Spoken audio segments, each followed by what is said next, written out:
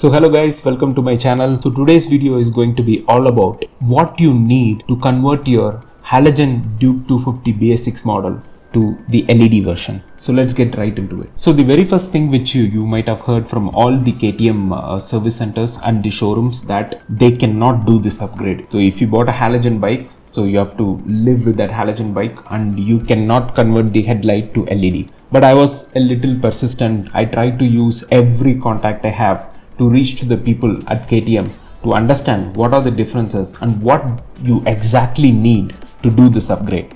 So one of the main reasons why they told you that it's not possible at all is because of the circuit design. You see, this LED headlight unit is carry forwarded from Duke 390, right? So in Duke 390 you have 4 electronic modules. One is your ECU module, the second one is your ABS module, the third one is your LED headlight module, and the fourth one is your TFT module. So these are the 4 modules which are available in Duke 390, and your halogen Duke 250 or the BS4 Duke 250 has only 2 modules to it.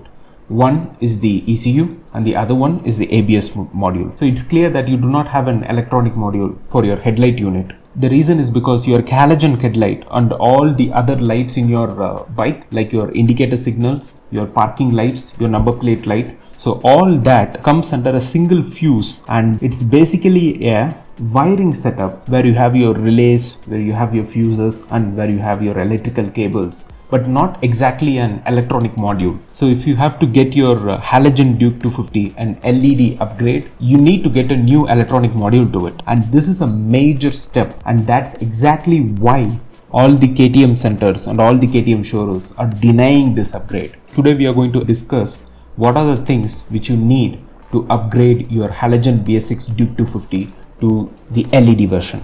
So the first obvious thing which you will need for this is obviously the LED HU unit. So you have to take off your halogen headlight unit and replace with the LED headlight unit. So this is the first and foremost step which you need to do. And the second obvious thing which you need is the wiring harness. As I said earlier, the LED headlight is not going to work with your current electrical setup. It needs an electronic module to make it function, and you will need to get the new wiring harness for it. So now that we are done with the LED headlight unit and also the wiring harness which needs to be attached to that, we need to look at the LED unit housing as well. So as I told you in my previous video where I talked about the physical differences between the halogen Duke 250 and the LED Duke 250, you would have seen me telling that the LED is slightly smaller in size and the halogen is bigger in size. So yeah, that does make the difference in your housing, and because of that, so you will need a new left side mask, and you will also need a new right side mask, and this new side masks are going to be a lot thinner to accommodate the LED headlight unit. So these are the things which you need from your hardware side. And on the software side, you will need 2 things. One is an update for your ECU and the other is an update for your LCD. You might have seen in my display issues video that my LCD version has been upgraded from V2 to V3.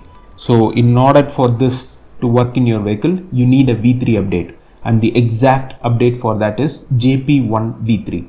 So that is what you need. You might also find this in the new LED vehicles. If you just go to the showroom and look at the new Duke 250, that also has a sticker in it which says JP1 V3. So the update which I got was exactly the same. It was JP1 V3. So you have to upgrade your LCD to also upgrade your ECU. So these are the 2 software firmware upgrades which you need to do along with this hardware setup.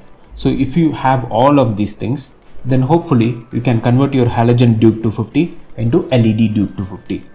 But now comes the question of part availability, fitment and warranty. Guys, this is the most important thing which you should remember before doing this upgrade. Let me first come to the warranty part. If you do this, you're going to void your electrical warranty, because this is not suggested by KTM. So you are buying all the parts, you are doing the software update, and you are getting this installed as a retrofit. So obviously your warranty will be void, your electrical warranty at least.